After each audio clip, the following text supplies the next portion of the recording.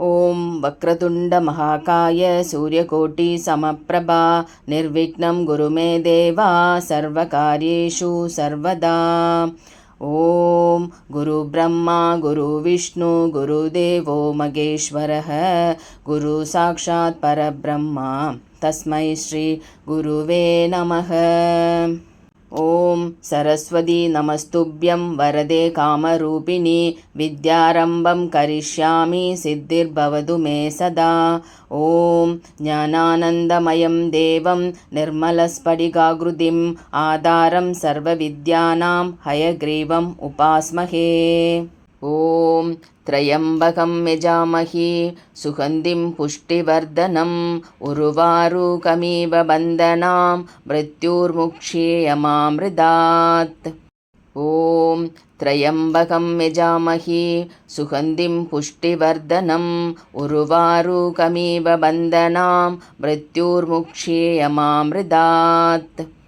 ॐ त्र्यम्बकं यजामहे सुगन्धिं पुष्टिवर्धनम् उर्वारुकमिव बन्धनां मृत्युर्मुक्षीयमामृतात्।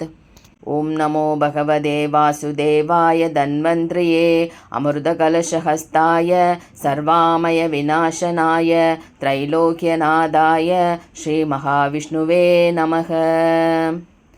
ॐ अच्युतानन्द गोविन्द सायिषा नाम बेजशात् नश्यन्ति सकलरोग सत्यं सत्यं वदाम्यहम्।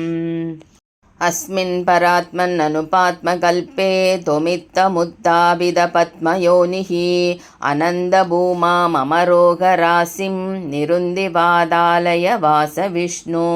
अस्मिन् परात्मन्ननुपात्मकल्पे त्वमित्तमुत्थापितपद्मयोनिः अनन्दभूमामरोगराशिं निरुन्दिवादालय वासविष्णोर्। अस्मिन् परात्मन्ननुपात्मकल्पे त्वमित्तमुत्थापितपद्मयोनिः अनन्दभूमामरोगराशिं निरुन्दिवादालय वासविष्णोर्।